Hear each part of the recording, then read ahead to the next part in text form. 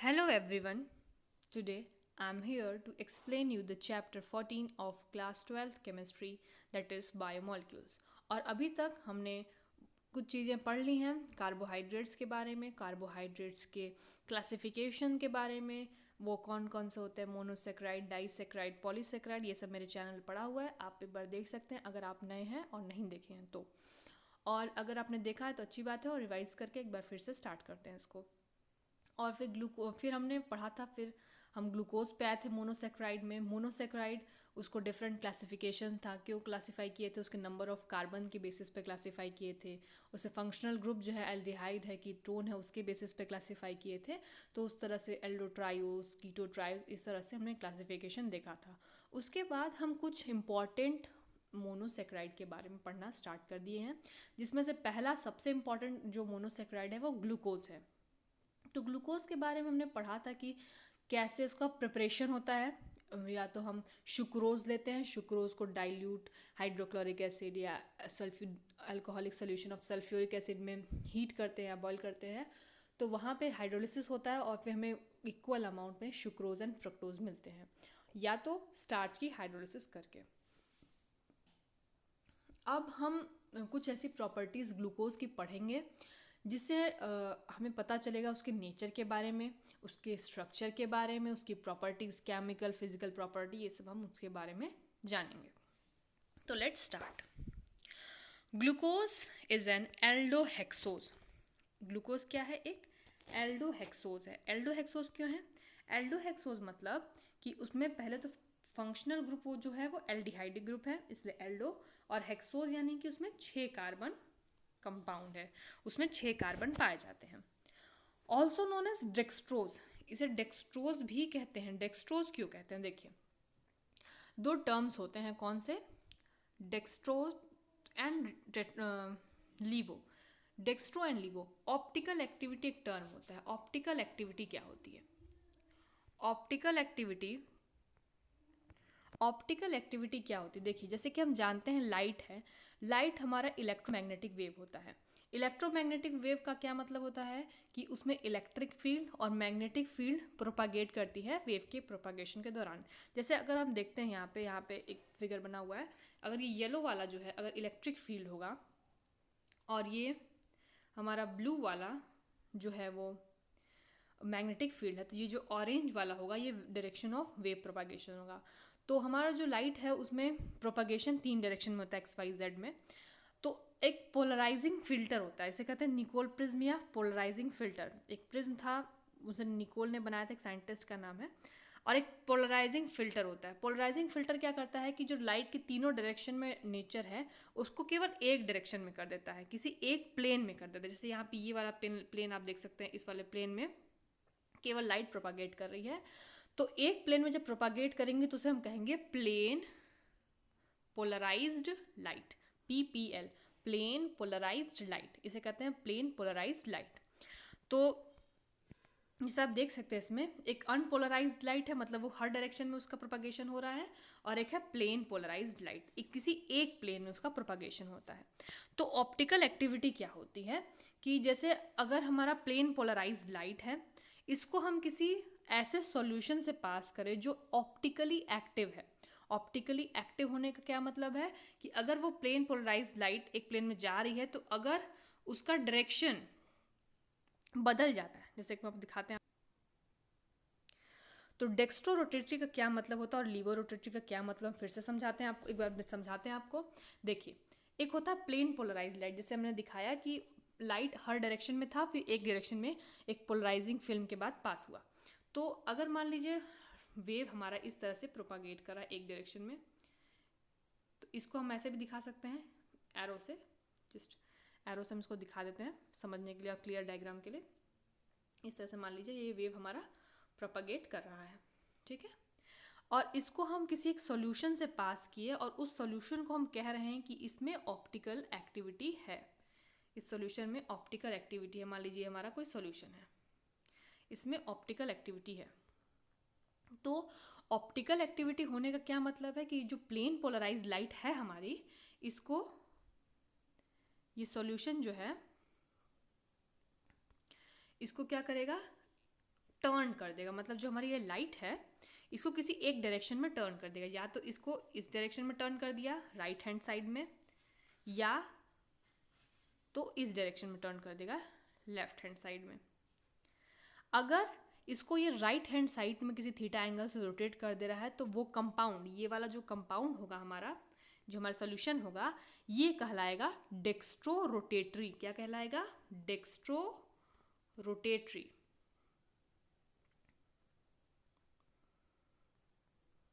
और अगर इस सोल्यूशन को ये लेफ्ट हैंड साइड में मोड़ा है, जैसे यहाँ पे आप देख सकते हैं इस एंगल से घुमा रहा है थीटा लेफ्ट हैंड साइड में, तो उसे कहेंगे लीवो रोटेटरी। क्या कहेंगे इस सोल्यूशन को?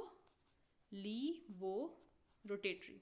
ठीक है, डेक्स्ट्रो रोटेटरी या लीवो रोटेटरी ये सॉल्यूशन होगा। तो ग्लूकोज क्या है? ग्लूकोज एक डेक्स्ट्रो रोटेटरी डेक्सट्रोज शुगर है। और देखिए ये जो डेक्सट्रोज है या लीवो है, कोई प्रिडिक्ट नहीं करता है, ये हम देखते हैं कि प्लेन पोलराइज लाइट जो हम पास करते हैं उस सोल्यूशन से, तो उसका नेचर क्या है, ये वो राइट हैंड साइड में घूम रहा है या लेफ्ट हैंड साइड में घूम रहा है। तो ग्लूकोज के कंडीशन में ऐसा पाया गया कि जब प्लेन पोलराइज लाइट को हम ग्लूकोज के सोल्यूशन से पास करते हैं तो वो राइट हैंड साइड में घूम जाता है, घुमा देता है उस लाइट को, इसलिए उसे हम कहेंगे डेक्सट्रोज। ठीक है, क्योंकि वो शुगर इसलिए डेक्सट्रोज। आई होप मेरी इतनी बातें आपको क्लियर होंगी कि डेक्सट्रोज का मीनिंग क्या होता है। तो ग्लूकोज पहले एल्डोहेक्सोज, ये तो समझ में आ ही गया होगा। उसके बाद इसे डेक्सट्रोज क्यों कहते हैं ये भी आपको समझ में आ गया होगा। It is the monomer of many large sugars, large carbohydrates, जैसे स्टार्च और ग्लूकोज। जो ग्लूकोज है वो कई कार्बोहाइड्रेट्स का क्या है? मोनोमर है, यानी कि इससे मिलके कई अलग अलग कार्बोहाइड्रेट्स बनते हैं, जैसे स्टार्च बनता है, सेल्यूलोज बनता है, तो अलग अलग इसके पॉलीमर्स बनते हैं। और इसे मोस्ट अबंडेंट ऑर्गेनिक कंपाउंड माना जाता है, कि शायद ये अर्थ पे सबसे ज़्यादा पाया, मोस्ट अबंडेंट यानी सबसे ज़्यादा पाया जाने वाला ऑर्गेनिक कंपाउंड होगा probably. It was assigned the structure given below on the basis of following evidences. और इसका जो स्ट्रक्चर है, ग्लूकोज का जो स्ट्रक्चर है, उसको बताया गया इन फॉलोइंग एविडेंसेस के द्वारा।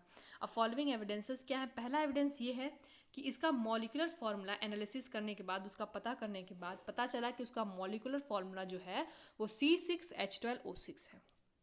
तो C6H12O6 है, लेकिन इसका स्ट्रक्चर क्या है? तो अब धीरे धीरे कई स्टेप्स में हम देखेंगे, कई एक्सपेरिमेंट ऐसे होंगे, रिएक्शंस होंगे, जिससे उसका धीरे धीरे नेचर पता चलेगा। तो पहला जो है इसमें, on prolonged heating with HI it form normal hexane, suggesting that all 6 carbon are linked in straight chain. Prolonged heating का क्या मतलब है? HI के साथ बहुत लंबे समय तक हीट करने पे हमें एक नॉर्मल हेक्सेन मिलता है। नॉर्मल हेक्सेन यानी स्ट्रेट चेन में हेक्सेन मिलता है, मतलब इसमें ब्रांचिंग नहीं है कि ब्रांच बने, नहीं ब्रांच नहीं, स्ट्रेट चेन मिल रहा है। तो इसका मतलब ये है स्ट्रेट चेन मिल रहा है, तो इसका मतलब ये था कि ग्लूकोज इनिशियली भी स्ट्रेट चेन में रहा होगा, क्योंकि जो HI है उसका काम इतना है कि वो मतलब रिडक्शन कर दे, एक स्ट्रॉन्ग रिड्यूसिंग एजेंट होता है। HI is a strong reducing agent. Reducing agent मतलब ये ग्लूकोज को रिड्यूस कर दिया एल्केन में। देखिए ग्लूकोज में एल्डिहाइड है, एल्डिहाइड को ये एल्केन में रिड्यूस कर देता है। रिड्यूस का क्या मतलब है? हाइड्रोजन का एडिशन भी आप समझ सकते हैं, रिडॉक्स में पढ़े ही होंगे। तो देखिए यहाँ पे हाइड्रोजन कम है, ऑक्सीजन वगैरह है, ऑक्सीजन को हटाना या हाइड्रोजन को जोड़ना इज रिडक्शन। तो यहाँ पे देख सकते हैं आप, हाइड्रोजन का एडिशन ज़्यादा हुआ है, ऑक्सीजन को हटा दिया गया है। जितने ऑक्सीजन 3 ऑक्सीजन दिख रहे हैं, 4 मतलब 4 यहाँ पे 5 और 6 ऑक्सीजन हमें दिख रहे हैं, और 6 ऑक्सीजन को हटा के यहाँ पे हाइड्रोजन आ गया है। तो यहाँ पे क्या कर दिया? इसका रिडक्शन कर दिया है। तो HI is a strong reducing agent, और रिडक्शन करने के बाद एक स्ट्रेट चेन मिल रहा है, यानी कि ये सजेस्ट करता है कि इनिशियली भी ग्लूकोज जो है वो स्ट्रेट चेन में ही होगा, इससे ब्रांचिंग नहीं होगी। आगे देखते हैं। Glucose react with hydroxyl amine to form oxime and adds a molecule of hydrogen cyanide to give cyanohydrin. तो ग्लूकोज क्या है? Hydroxyl amine. हाइड्रोक्सिल अमीन ये है NH2OH। हाइड्रोक्सिल ग्रुप, हाइड्रोक्सी उसे OH ग्रुप को कहते हैं, हाइड्रोक्सिल ग्रुप OH, और अमीन NH2 ग्रुप को कहेंगे। तो हाइड्रोक्सिल अमीन के साथ रिएक्शन करने के बाद ग्लूकोज जो है वो एक ऑक्सीम बनाता है। ऑक्सीम यहाँ पे है स्ट्रक्चर ऑक्सीम का। तो ऑक्सीम बनाता है और साइनो हाइड्रोजन साइनाइड से रिएक्शन करने के बाद एक साइनोहाइड्रिन बनाता है। तो इन दोनों से ये दोनों रिएक्शन जो हैं ये आपके एल्डिहाइड कीटोन चैप्टर में डिटेल में बताए गए हैं। यहाँ बस मैंने नाम से बता दिया है। तो ये जो रिएक्शन है किसको प्रूफ करता है, इस रिएक्शन का होने का क्या मतलब है कि ये इसमें कार्बोनिल ग्रुप प्रेजेंट है। मतलब अगर कार्बोनिल ग्रुप प्रेजेंट होगा तभी ये रिएक्शन पॉसिबल है। क्योंकि ग्लूकोज में कार्बोनिल ग्रुप प्रेजेंट हैं, या तो ये कह सकते हैं कि क्योंकि ये रिएक्शन हो रहा है इसलिए इसमें कार्बोनिल ग्रुप प्रेजेंट होगा। तो इसमें हाइड्रोक्सिल अमीन से ऑक्सीन देने का और हाइड्रोजन साइनाइड से रिएक्ट करने के बाद साइनोहाइड्रिन देने का क्या मतलब है कि ये जो कंपाउंड है ग्लूकोज है इसमें एक कार्बोनिल ग्रुप प्रेजेंट होगा, ये कंफर्म करता है। ठीक है। Then glucose get oxidized to 6 carbon carboxylic acid gluconic acid on reaction with mild oxidizing agent like bromine water। तो ग्लूकोज जो है उसको अगर हम थोड़ा सा हल्का सा मतलब बहुत ही माइल्ड सा ऑक्सीडाइजिंग एजेंट से रिएक्ट करवाते हैं तो भी वो ग्लूकोनिक एसिड यानी एसिड में चेंज हो जाता है। जैसे कि यहाँ आप देख सकते हैं यहाँ एल्डिहाइड और एसिड में चेंज हो रहा है। तो यहाँ पे माइल्ड ऑक्सीडाइजिंग एजेंट क्यों कहा गया है, क्योंकि माइल्ड ऑक्सीडाइजिंग एजेंट जो है वो केवल एल्डिहाइड का ही ऑक्सीडेशन कर सकता है। कीटोन का जो ऑक्सीडेशन होता है वो बहुत ही स्ट्रॉन्ग ऑक्सीडाइजिंग एजेंट या बहुत ही एडवर्स कंडीशन देनी पड़ती है तब जाके कीटोन का ऑक्सीडेशन होता है। देखिए पहला स्टेप जब हमने देखा कि स्ट्रेट चेन है, दूसरा स्टेप हमें कंफर्म करता है कि इसमें कार्बोनिल ग्रुप है। अगर कार्बोनिल ग्रुप है, कार्बोनिल ग्रुप मतलब C डबल बॉन्ड O और 2 वैलेंसी इनकी खाली रहेंगी, तो हो सकता है वो एल्डिहाइड हो सकता है वो कीटोन हो। तो अब इन दोनों को डिस्टिंग्विश करने के लिए कौन सा है एल्डिहाइड है कि कीटोन है, तो हमने ये ग्लूकोनिक एसिड रिएक्शन मतलब ब्रोमीन वाटर से रिएक्शन कराया। ब्रोमीन वाटर क्योंकि एक माइल्ड सा ऑक्सीडाइजिंग एजेंट है, बहुत ही हल्का सा ऑक्सीडाइजिंग एजेंट है, तो ये केवल एल्डिहाइड को ही कार्बोक्सिलिक एसिड में चेंज कर सकता है, ये कीटोन को कार्बोक्सिलिक एसिड में चेंज नहीं कर सकता है। और क्योंकि इसने ऐसा किया कि इसको एसिड में चेंज कर दिया तो इसके ये कंफर्म होता है कि indicate that carbonyl group is presented aldehyde group. इससे ये प्रूफ हुआ कि कार्बोनिल ग्रुप जो था वो एक एल्डिहाइड ग्रुप था क्योंकि वो ब्रोमीन वाटर से रिएक्शन शो कर दिया। समझ में आ गया होगा आई थिंक, एल्डिहाइड से ग्लूकोनिक एसिड में।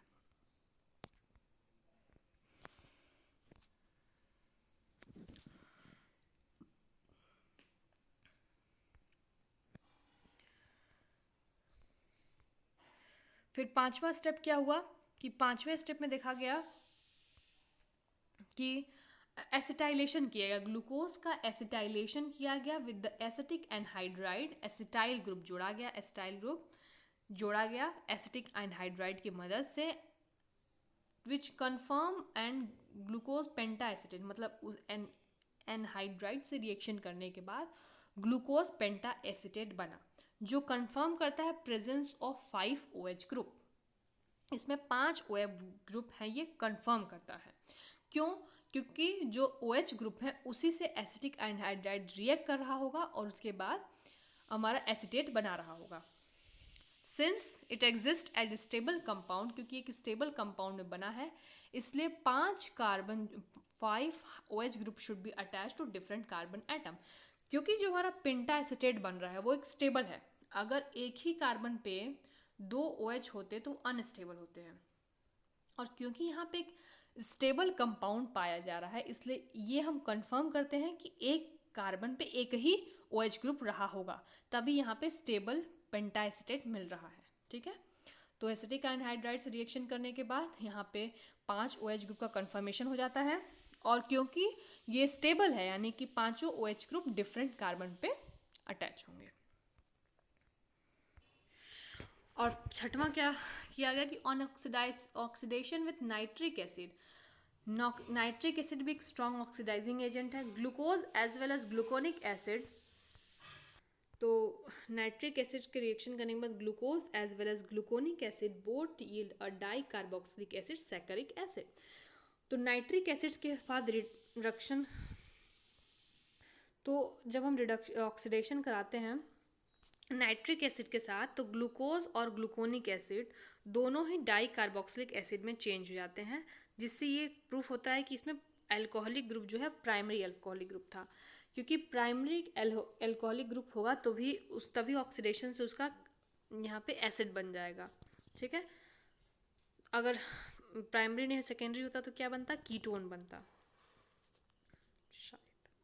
नहीं सॉरी, यहाँ पे क्योंकि ऑक्सीडेशन प्राइमरी अल्कोहलिक ग्रुप है इसलिए यहाँ पे एसिड बन जा रहा है। यहाँ पे देखिए आप प्राइमरी अल्कोहलिक ग्रुप आपको दिख रहा होगा, इसीलिए यहाँ पे एसिड बन जा रहा है। तो इससे प्रूफ होता है कि अगर हम इसे स्ट्रॉन्ग ऑक्सीडाइजिंग एजेंट से ट्रीट करेंगे तो यहाँ पे प्राइमरी अल्कोहलिक ग्रुप का अल्कोहलिक ग्रुप जो है वो कार्बोक्सिलिक एसिड में चेंज हो जाएगा, यानी कि यहाँ पे प्राइमरी अल्कोहलिक ग्रुप प्रेजेंट होगा।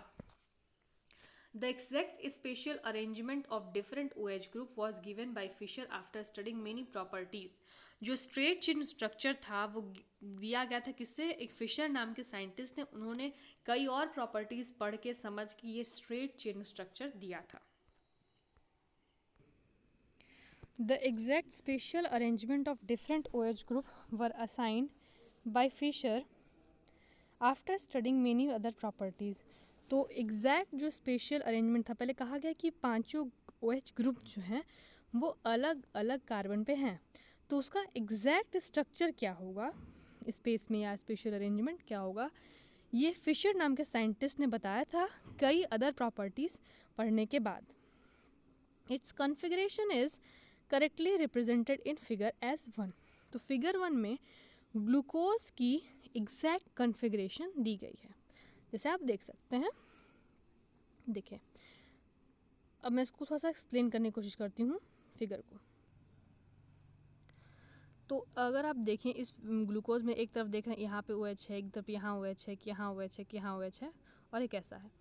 तो इसको याद करने का हम तरीका बताते हैं। देखिए लास्ट में जो है वो प्राइमरी अल्कोहलिक ग्रुप है, तो आपको पता है, तो यहाँ पे आप ऐसे भी लिख सकते हैं। लेकिन जहाँ पे 4 कार्बन हैं, ये carbon number 2, 3, 4 and 5, in 5 carbon में OH की पोजीशन याद करने का एक छोटा सा ट्रिक है। 245 याद कर लीजिए, 245 245 में, यानी carbon number 2, carbon number 4, carbon number 5 में OH ग्रुप जो है वो राइट हैंड साइड है। देखिए राइट हैंड साइड आपको दिख रहा होगा, राइट हैंड साइड 2, 4, 5 करके याद कर लीजिए। ठीक है, ये इसका स्ट्रक्चर। अब इसी में कुछ अदर मॉडिफिकेशंस होते हैं तो दूसरे कंपाउंड्स बन जाते हैं, लेकिन ग्लूकोज का जो स्ट्रक्चर होता है ये यही होता है, और कई बार एक स्ट्रक्चर पूछा जाता है, इसलिए ये याद होना चाहिए कि OH ग्रुप किस तरफ है। ठीक है, उसका जो दूसरा स्ट्रक्चर है वो किसका है, ग्लूकोनिक एसिड का। सेकेंड जो है वो ग्लूकोनिक एसिड है, जैसे आप यहाँ पे देख सकते हैं, ये है ग्लूकोनिक एसिड। ठीक है, और तीसरा स्ट्रक्चर जो है वो किसका है, सैकरिक एसिड का। तो ग्लूकोनिक एसिड और सैकरिक एसिड में OH ग्रुप तो अल्कोहल के सेम है, मतलब सॉरी कि जैसे ग्लूकोज में OH ग्रुप का अरेंजमेंट वैसा ही है, लेकिन सैकरिक एसिड में 2 कार्बोक्सिलिक एसिड हैं, जबकि ग्लूकोनिक एसिड में 1 कार्बोक्सिलिक एसिड है, और ग्लूकोज में एक भी कार्बोक्सिलिक एसिड नहीं है। यही इनका डिफरेंस है। आई होप एक एक पॉइंट आपको क्लियर हो रहा होगा। Glucose is correctly named as D+ glucose. तो ग्लूकोज को करेक्टली हम कहते हैं D+ ग्लूकोज। यहाँ पे कैपिटल D, यहाँ डेक्स्ट्रो और लीवो से मतलब नहीं है, और प्लस माइनस साइन जो है, प्लस मतलब डेक्स्ट्रो और माइनस मतलब लीवो, ये आप याद रखिएगा। D before the name of glucose represent the configuration, whereas plus represent the optical dextrorotatory nature of molecule।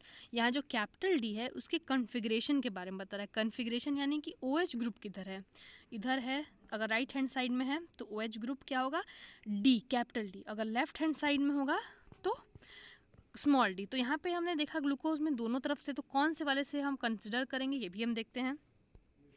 तो देखते हैं, it should be remembered that capital D and capital R have no relation with the optical activity of the compound. तो capital D और capital L की कोई भी relation नहीं होता किससे, optical activity of the compound. Compound की optical activity से उसके कोई मतलब नहीं है। The meaning they are also not related to the letter small D and small L, और स्मॉल डी और स्मॉल एल से भी रिलेटेड नहीं होता है। The meaning of D and L notation as follows. तो डी और एल नोटेशन का क्या मतलब है वो अभी बताते हैं, लेकिन एक बार आप याद रख लीजिए कि अगर स्मॉल डी है और प्लस लिखा है, या स्मॉल डी लिखा है या प्लस लिया, तो इसका मतलब होता है डेक्स्ट्रो। कहीं भी लिखा है स्मॉल डी या प्लस तो इसका मतलब डेक्स्ट्रो, और capital D sorry small L और माइनस लिखा हुआ है तो इसका मतलब है लीवो। ठीक है, कैपिटल डी स्मॉल डी आपको समझ में आ गया होगा। अब कैपिटल सॉरी स्मॉल समझ में आ गया, अब कैपिटल के बारे में देखते हैं। तो कैपिटल के बारे में जब देखेंगे हम, तो the letter D, capital D and capital L before the name of any compound indicate the relative configuration of particular stereoisomer of the compound with respect to configuration of some other compound। तो अगर किसी भी letter किसी भी compound के आगे D या small capital D लिखा हुआ है तो उसका क्या मतलब होता है, ये एक रिलेटिव कॉन्फ़िगरेशन, रिलेटिव यानी किसी के रिलेशन में, किसी के रिलेट करके ये कॉन्फ़िगरेशन लिखा गया है। जो स्टीरियो आइसोमर है, जो स्पेशल अरेंजमेंट है उसमें डिफरेंट है, उस स्टीरियो आइसोमर में वो किसी अदर कंपाउंड से उससे रिलेट किया गया है। ठीक है, मतलब कोई अगर ग्लूकोज कंपाउंड है तो ग्लूकोज का रिलेशन किसी दूसरे कंपाउंड से किया गया है, फिर उसके रिलेशन में इसको डी कहा गया है। अब देखिए कैसे, तो stereo particular stereomer of the compound with respect to configuration of some other compound, समझ में आ गया होगा। Configuration of which is known, जिसका कॉन्फ़िगरेशन पता है पहले से, उससे रिलेशन में क्या है। तो कैपिटल डी और कैपिटल एल कैसे हम डिसाइड करते हैं, कोई ऐसा कंपाउंड लेते हैं जिसका हमको पहले से कॉन्फ़िगरेशन पता है, उसके रिलेशन में जो दो हम कंपाउंड लिए हैं उसका क्या होगा वो हम बताते हैं। जैसे कि ग्लूकोज के केस में, कार्बोहाइड्रेट केस में देखते हैं, in case of carbohydrate this refer to their relation with a particular isomer of glyceraldehyde. Glyceraldehyde के एक पर्टिकुलर आइसोमर से कार्बोहाइड्रेट को कंपेयर किया जाता है। मतलब ग्लिसरल्डिहाइड एक कंपाउंड है, उसके एक पर्टिकुलर एक मतलब एक निश्चित है कौन सा कॉन्फ़िगरेशन या आइसोमर है, उससे रिलेट करके बताया जाता है कि कोई कंपाउंड डेक्स्ट्रो होगा कि कैपिटल डी होगा या कैपिटल एल होगा।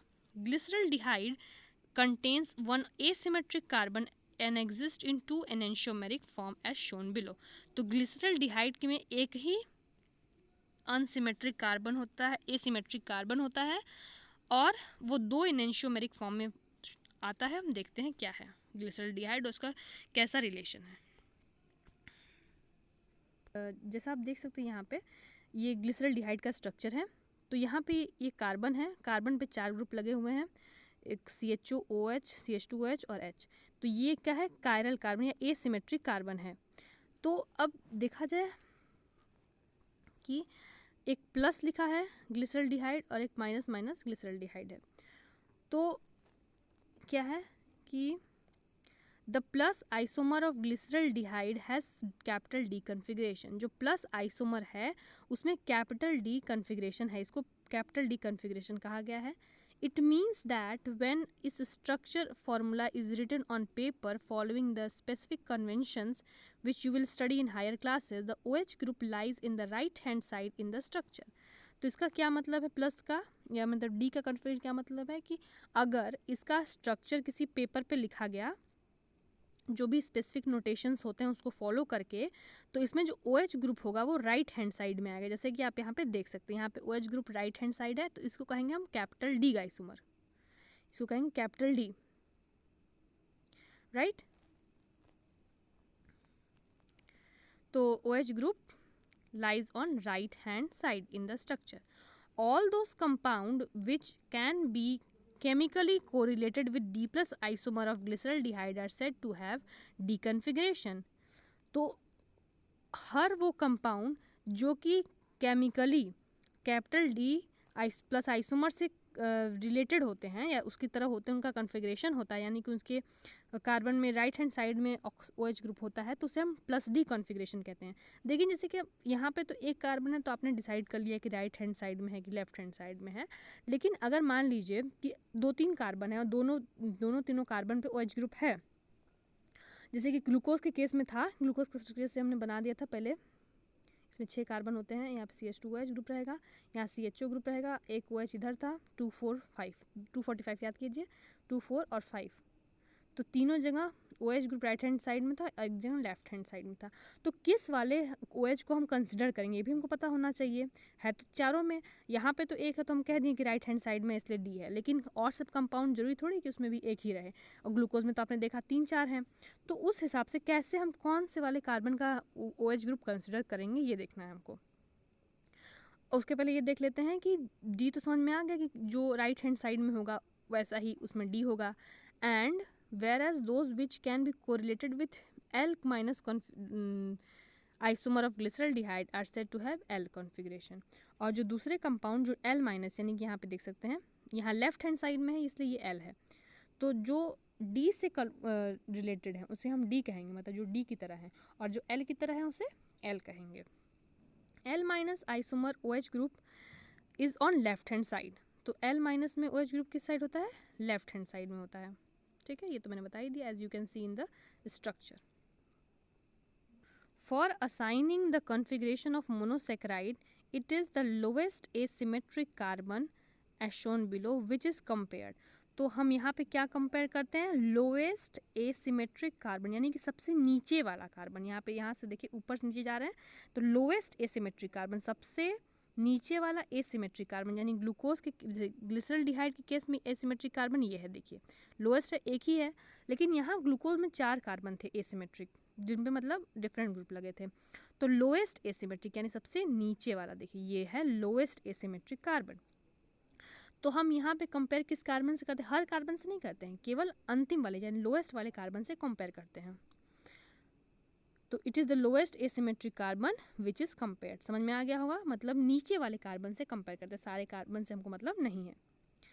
As in glucose plus the OH on the lowest asymmetric carbon is on right hand side, which is comparable to plus glyceraldehyde, so glucose is assigned D configuration। क्योंकि glucose का lowest asymmetric carbon जो है उसका OH group right hand side में है, इसलिए इसको कौन सा कॉन्फ़िगरेशन दिया गया है, D कॉन्फ़िगरेशन।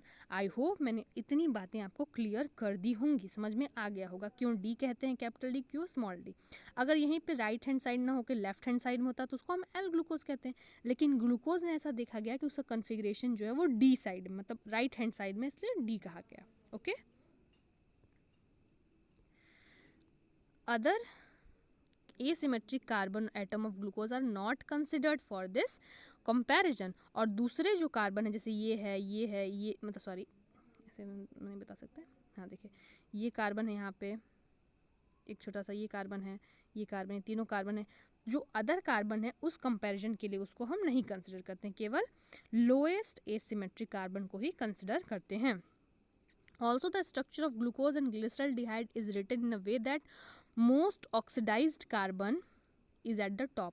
और हम स्ट्रक्चर भी इस तरह से लिखते हैं कि जो सबसे ज़्यादा ऑक्सीडाइज्ड होने वाला कार्बन है, मतलब जिसको हम इजीली ऑक्सीडाइज कर सकते हैं, वो टॉप पे लिखें, यानी कि एल्डिहाइड ग्रुप जो है आसानी से ऑक्सीडाइज हो जाता है कार्बोक्सिलिक ग्रुप में, तो उसको हम टॉप पे लिखें। ऐसा स्ट्रक्चर हम करते हैं कि उसको हम टॉप पे करें, और फिर उसके बाद जो स्ट्रक्चर होता है उसका लोएस्ट एसिमेट्रिक कार्बन देखते हैं, अगर वो राइट हैंड साइड में OH ग्रुप है तो वो D हो जाएगा, कैपिटल D, और लेफ्ट हैंड साइड में होगा तो कैपिटल L।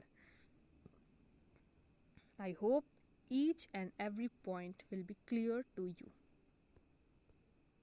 अब आगे बढ़ते हैं हम थोड़ा, तो यहाँ पे हम पढ़ेंगे साइक्लिक स्ट्रक्चर के बारे में। देखिए जैसे कि हमने अभी तक देखा तो स्ट्रेट चेन स्ट्रक्चर देखा है, लेकिन ऐसा देखा गया कुछ ऐसे रिएक्शंस हुए जो कि उसके स्ट्रेट चेन प्रॉपर्टी को पूरी तरह से, मतलब कैसा कंपाउंड है उसमें कई रिएक्शन हो रहे हैं, ठीक है।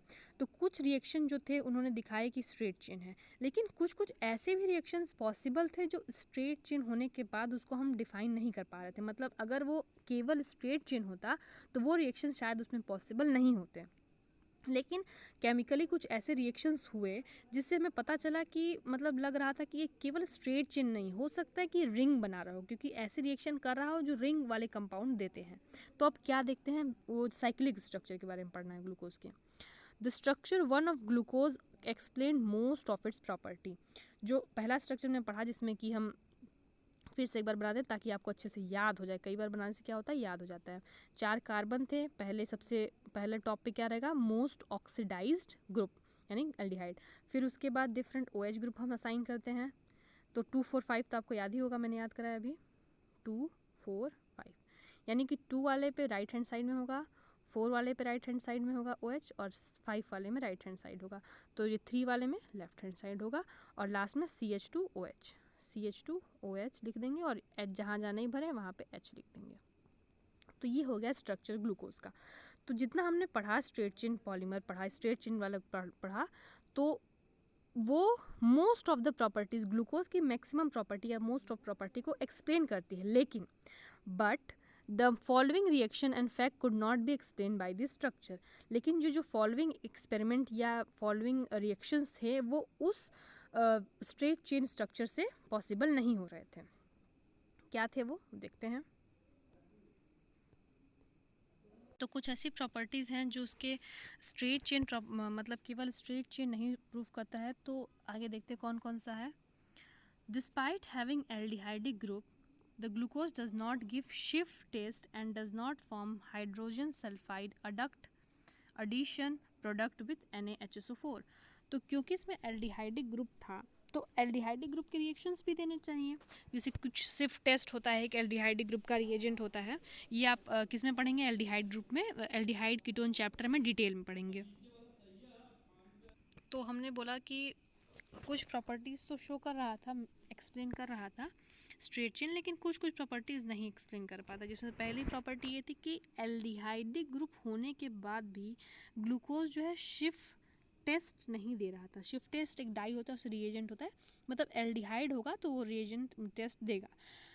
और हाइड्रोजन सल्फाइड एडिशन भी एल्डिहाइडिक ग्रुप देता है।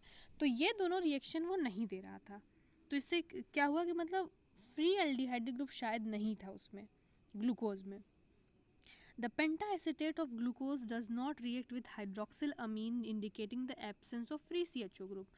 जो पेंटाएसिटेट था ग्लूकोज का, उसका हाइड्रोक्सिलामीन जो हमने बनाया था, मतलब डू नॉट रिएक्ट विद हाइड्रोक्सिलामीन के साथ नहीं रिएक्ट करा था। तो पेंटाएसिटेट हाइड्रोक्सिलामीन के साथ नहीं रिएक्ट करा था। इससे ये प्रूफ हुआ कि इसमें CHO ग्रुप है, एल्डिहाइडिक ग्रुप है, लेकिन फ्री CHO ग्रुप नहीं है। Glucose is found to exist in 2 different crystalline form which are named as alpha and beta।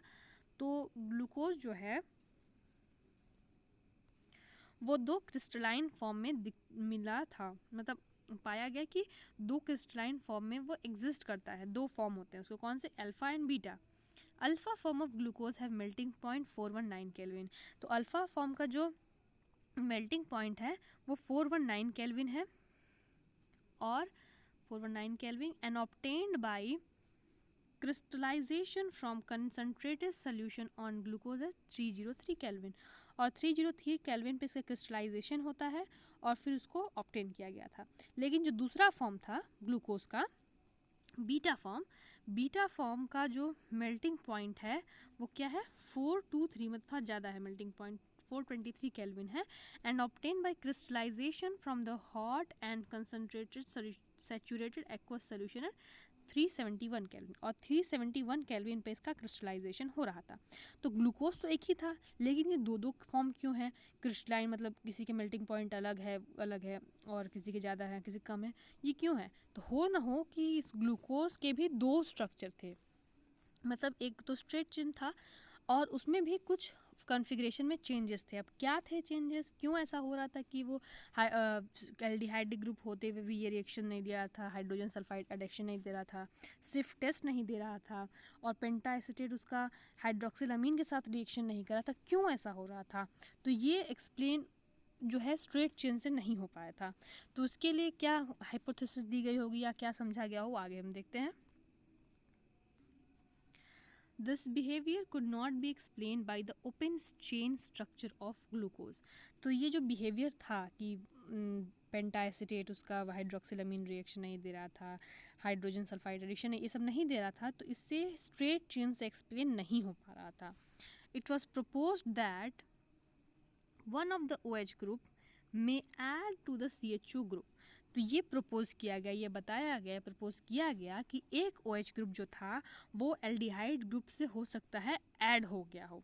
जैसे यहाँ पे OH ग्रुप है वो एल्डिहाइड ग्रुप में ऐड हो गया हो, ऐसा ये प्रपोज किया गया था. And form a cyclic hemiacetal structure, और एक साइक्लिक हेमी एसिटल स्ट्रक्चर बना रहा होगा. तो हेमी एसिटल, एसिटल, कीटल ये सब क्या होता है, ये सब एल्डिहाइड कीटोन चैप्टर में बताया जाता है. It was found that glucose form 6-membered ring in which OH group at 5 carbon involved in the ring formation. तो ये प्रपोज किया गया है कि जो ग्लूकोज है वो 6-membered ring बनाता है, जिसमें 5वां कार्बन जो है, यहाँ 5वां नंबर कार्बन जो है, ये 5वां नंबर कार्बन जो है वो एल्डिहाइडिक ग्रुप के साथ, 5वां नंबर कार्बन एल्डिहाइडिक ग्रुप के साथ ऐड हो जाता है और एक रिंग बनाता है. देखिए जैसे बन रहा है ना, यहाँ पे आप रिंग देख रहे होंगे, इस तरह से कुछ रिंग लाइक स्ट्रक्चर बन रहा है, तो एक रिंग बना लेता है. 5वां कार्बन का जो OH ग्रुप होता है वो एल्डिहाइडिक ग्रुप से जुड़ जाता है और बनाता है क्या, 6-membered की रिंग बनाता है. This explain the absence of CHO group and also existence of glucose in 2 form as shown below. तो पहले तो ये शो करता है कि जो एल्डिहाइडिक ग्रुप है, क्योंकि देखिए ये फ्री नहीं हुआ ना, अभी OH ग्रुप से रिएक्शन कर गया तो ये फ्री नहीं है. तो ये प्रूफ करता है जब ये hemiacetal cyclic hemi structure बना रहा है, तो इससे पहला प्रूफ हो गया कि जो एल्डिहाइडिक ग्रुप है वो फ्री नहीं है. पहला तो फ्री नहीं है, और दूसरा ये भी प्रूफ हो गया कि ये 2 फॉर्म में एग्जिस्ट कर सकता है, अल्फा बीटा जैसे हमने कहा. तो एक अल्फा वाले में OH group right hand side में, बीटा वाले में लेफ्ट हैंड साइड में है.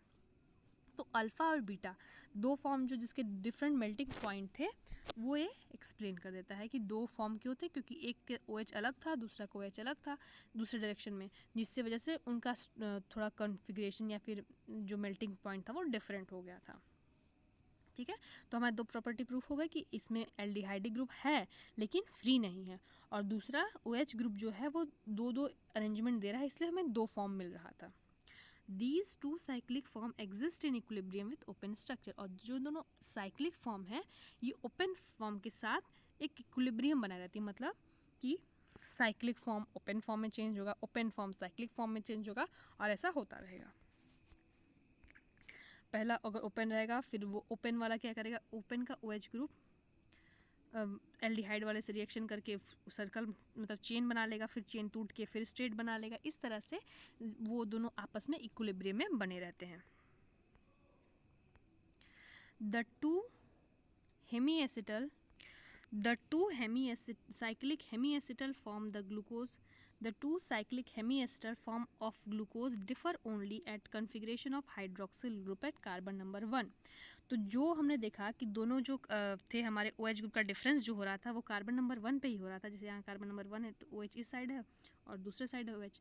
तो हमने ये देखा कि जो हमारा कॉन्फ़िगरेशन था केवल कार्बन नंबर 1 पे चेंज हो रहा था.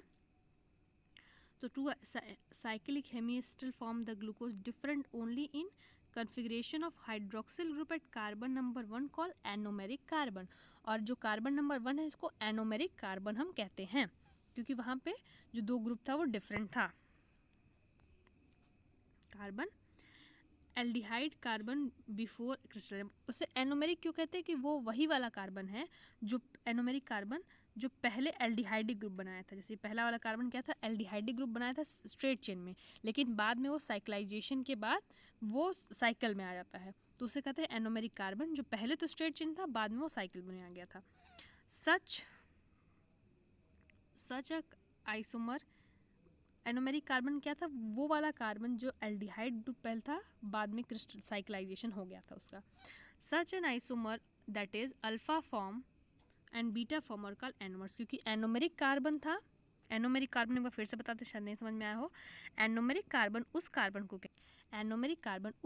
को कहते हैं जो पहले एल्डिहाइडिक ग्रुप मतलब जो पहले एल्डिहाइड ग्रुप की तरह प्रेजेंट था. जैसे यहाँ पे आप देख सकते हैं ये वाला जो कार्बन है कार्बन नंबर 1, ये यहाँ पे क्या है एल्डिहाइडिक ग्रुप की तरह है, लेकिन बाद में यही कार्बन जो था वो क्या बना रहा है, एक साइक्लाइजेशन कर रहा है, साइक्लिक स्ट्रक्चर बना रहा है।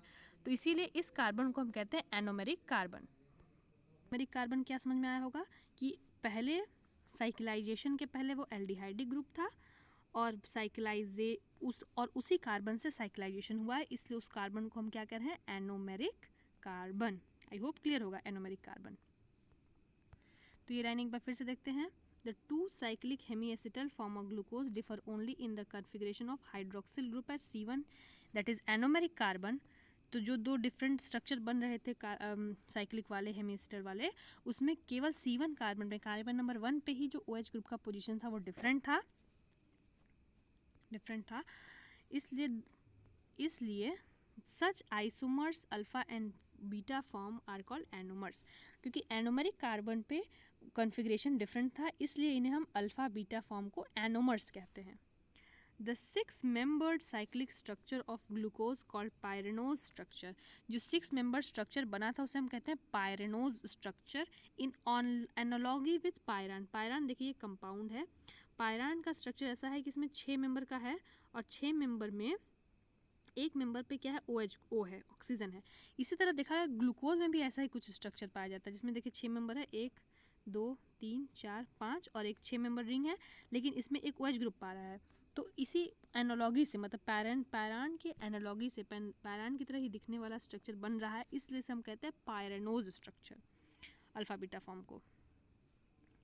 ठीक है। The pyran is the cyclic structure of organic compound with 1 carbon atom and 1 oxygen atom and 5 carbon atom in the ring। जो पायरान एक ऐसा साइक्लिक स्ट्रक्चर है जिसमें 1 ऑक्सीजन होगा और 5 कार्बन होंगे उस रिंग में। The cyclic structure of glucose is more correctly represented by Haworth structure as shown below. तो हैवरॉथ स्ट्रक्चर क्या है, ये दिखा गया है, बना गया है, ये हैवरॉथ स्ट्रक्चर है। तो ये करेक्ट स्ट्रक्चर हैवरॉथ नाम के साइंटिस्ट ने दिया होगा, तो उसे करेक्टली हम हैवरॉथ स्ट्रक्चर से, हावर्थ स्ट्रक्चर जो भी इसे प्रोनाउंस करें आप, उससे हम शो करते हैं। अच्छा देखिए, ये दोनों जो ग्लूकोज हैं, alpha form and beta form, इसको याद करने का तरीका, जैसे कभी कभी आ जाता है कि कौन अल्फ़ा फॉर्म है कौन बीटा फॉर्म है, तो हम कैसे इसको याद करें। देखिए आप डिफरेंट आपको OH ग्रुप दिख रहा हो, कहीं OH ग्रुप इस साइड है, कहीं इस साइड है, किधर है उधर है, तो अब कैसे याद करेंगे इसको। रिंग में हम आपको एक बहुत ही छोटी सी ट्रिक बताते हैं अल्फ़ा और बीटा फॉर्म को याद करने का, और बहुत ही आसान सा ट्रिक है, आप याद हो जाएगा आपको। जैसे हम अगर स्ट्रक्चर बनाना है ग्लूकोज का, तो सबसे पहले मैं बनाना चाहूँगी बीटा फॉर्म को, और बीटा फॉर्म में थोड़ा सा चेंज कर देंगे तो अल्फ़ा फॉर्म बन जाएगा। तो पहला तो पैरान बनाएंगे, 6 मेंबर का कंपाउंड इस तरह से, और एक OH ऑक्सीजन लगा दिए थे। अब यहाँ पे जो स्ट्रक्चर ऐसे बनाएंगे, OH किधर होगा उसको हम याद कर लेंगे, तो बाकी हम याद कर लेंगे। तो पहला तो कार्बन नंबर 1 ये है, ये कार्बन नंबर 2 है, ये कार्बन नंबर 3 है, ये कार्बन नंबर 4, ये 5, और यहाँ पे एक 6 कार्बन नंबर होगा, तो इसको हम लिखेंगे, तो कलर चेंज कर देंगे तो CH3। एक बार फिर से समझाते हैं, एक बार में समझ में नहीं आता है, फिर समझाते हैं, ठीक है। तो देखिए कैसे बनाते हैं, स्टार्ट करते हैं। फिर वही सेम 6 मेंबर की रिंग बनाएंगे हम, एक ऑक्सीजन लगा दिए, थोड़ा अच्छे से सुंदर सा बनाते हैं डायग्राम। ऑक्सीजन लगा दिए, अब इसमें 5 कार्बन है और एक ऑक्सीजन है। तो अब जैसे देखिए यहाँ पे इसके बॉन्डिंग 4 बॉन्ड होता है ना, कार्बन में 4 बॉन्ड बनते हैं, तो इस तरह से। उसके बाद फिर यहाँ पे CH2 OH है। तो अब पहला कार्बन कौन सा है, ये carbon number 1, carbon number 2, carbon number 3, carbon number 4, carbon number 5 और ये कार्बन नंबर 6, तो आप देख ही जाएंगे। तो अब इसमें OH ग्रुप की पोजीशन क्या है वो हमें याद करना होता है बस। तो देखिए हम पहले बना रहे हैं कौन सा फॉर्म, बीटा फॉर्म, और अल्फ़ा फॉर्म में थोड़ा सा मॉडिफिकेशन कर देंगे तो बीटा में तो अल्फ़ा बन जाएगा। देखिए इसमें ऐसा बनाते हैं कि जो हैवी ग्रुप होता है, बल्कि ग्रुप होता है, उसको ऑपोजिट में रखते हैं। जैसे कि अगर ऊपर में CH2 ये बड़ा ग्रुप है तो नीचे OH रखेंगे बीटा फॉर्म में। अब इसके नेक्स्ट वाले में ये अगर नीचे है तो इसको ऊपर रखेंगे OH, फिर ये ऊपर है तो इसको नीचे रखेंगे OH, और नीचे है तो इसको ऊपर रखेंगे। ये बीटा फॉर्म को याद करने का तरीका। जो भी कार्बन है उस पर जो बड़ा वाला ग्रुप है वो अपोजिट में रहेगा। पहले ऊपर शुरू करेंगे, पहला ये बड़ा है तो ये ऊपर, ये हाइड्रोजन लग जाएगा। फिर इस वाले कार्बन पे H होगा और एक OH होगा, तो H मान लीजिए ऐसे OH ग्रुप को लिखेंगे तो ये नीचे है OH, इसका अपोजिट ऊपर, फिर नीचे, फिर ऊपर। ये हमारा बीटा फॉर्म बन गया। फिर से बनाते हैं एक बार क्लियर करके बोर्ड। देखिए अपने से कॉपी पे अपने ट्राई करिएगा बनाने का, हम अपने से बना रहे हैं यहाँ पे।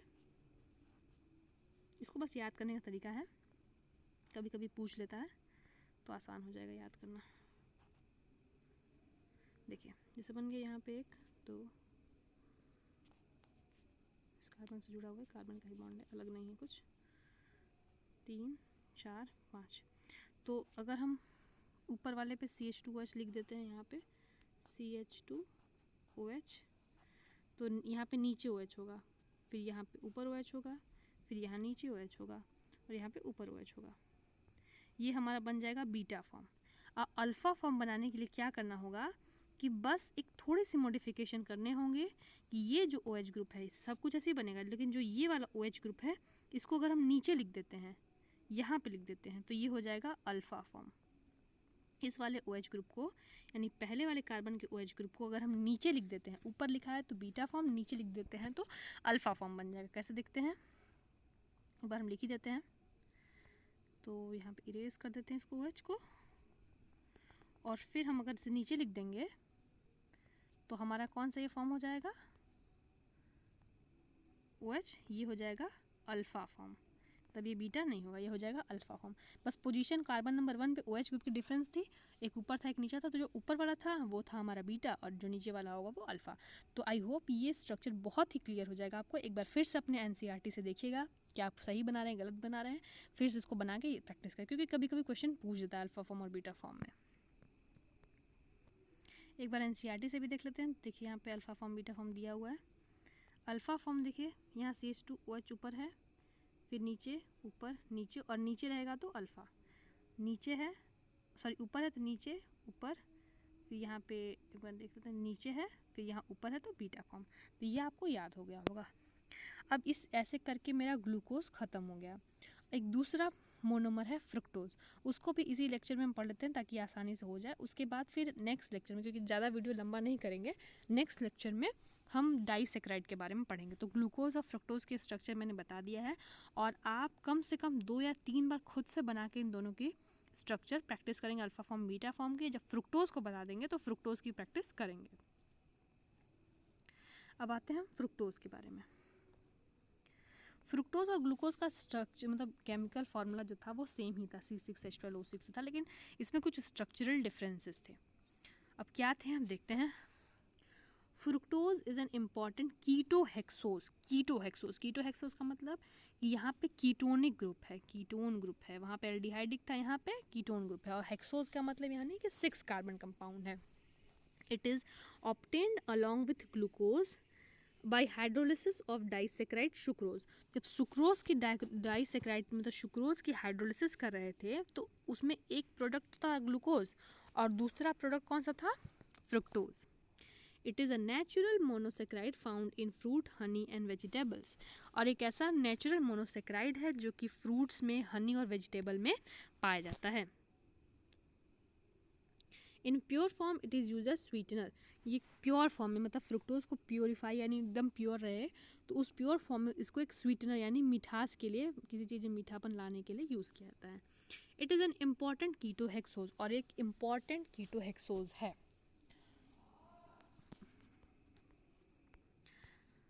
Fructose has the molecular formula C6H12O6। जैसे बता दिए कि मैंने, उसका भी फार्मूला सेम ही होता है, कोई अलग नहीं है, सेम ही फार्मूला है C6H12, बस स्ट्रक्चर डिफरेंस होता है।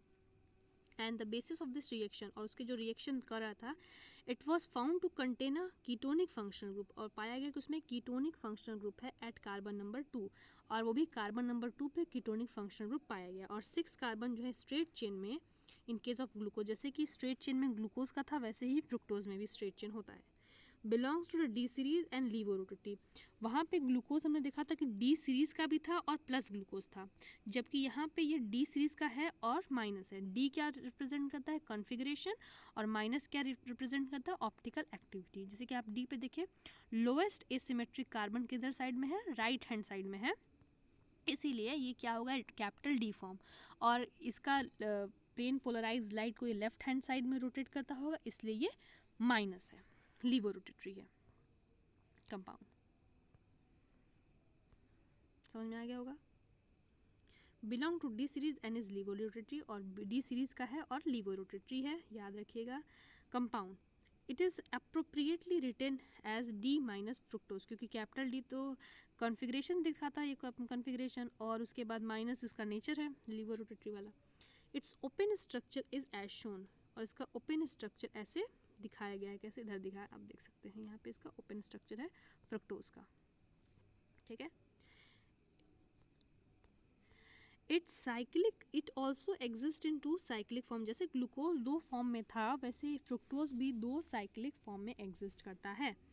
D minus fructose by addition of OH at 5 carbon to C double bond O group कैसे बनता है, जो 5वें कार्बन का OH ग्रुप हो था वो दूसरे कार्बन के C double bond O group से जुड़ जाता है, क्योंकि पहला कार्बन तो ये है, पहला कार्बन ये है और ये दूसरा कार्बन है, दूसरे कार्बन से जो 5वें कार्बन वाला OH ग्रुप है वो जाके जुड़ जाता है कीटोनिक ग्रुप से, और एक कीटल स्ट्रक्चर, हेमी कीटल स्ट्रक्चर से कहेंगे, वहाँ हेमी एसिटल था तो यहाँ पे हेमी कीटल स्ट्रक्चर कहेंगे, वो बनता है।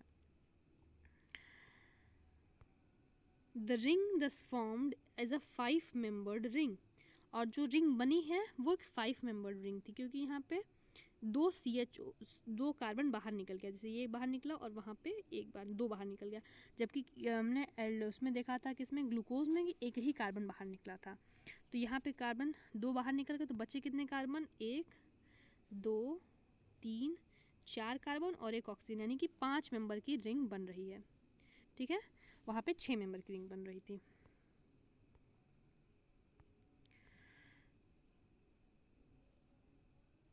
The ring thus formed is a 5 membered named as furanose, इसे हम फ्यूरेनोज कहते हैं। फ्यूरेनोज क्यों कहते हैं, with analogy to the compound furan, furan एक कंपाउंड है, इसकी एनालॉगी के साथ देख के हम इसे फ्यूरेनोज कहते हैं।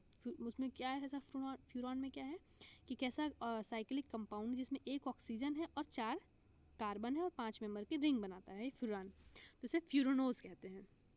Furan is a 5 member cyclic compound with 1 oxygen and 4 carbon, एक ऑक्सीजन और 4 कार्बन के साथ है, इसलिए इसे फ्यूरान कहते हैं, और क्योंकि इसकी एनालॉगी मतलब इसी की तरह दिखता है इसलिए हम इसे कहते हैं फ्यूरेनोज, क्या कहते हैं, फ्यूरेनोज, और क्योंकि ये फ्रुक्टोज है इसलिए हम कहते हैं फ्रुक्टोफ्यूरेनोज, अच्छे से प्रोनाउंस कर लीजिएगा, थोड़ा प्रॉब्लम है, फ्रुक्टोफ्यूरेनोज, ओके।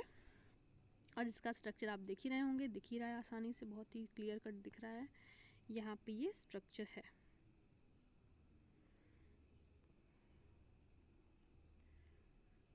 दोनों अल्फा फॉर्म और बीटा फॉर्म, देखिए अल्फा फॉर्म में एक OH इधर है, ये OH इधर है, और इधर ये बीटा में इधर है, ठीक है।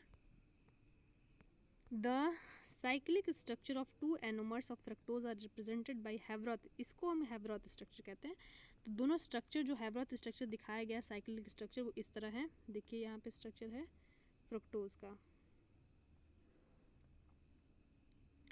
ये है हमारा अल्फा फॉर्म, ये हमारा बीटा फॉर्म।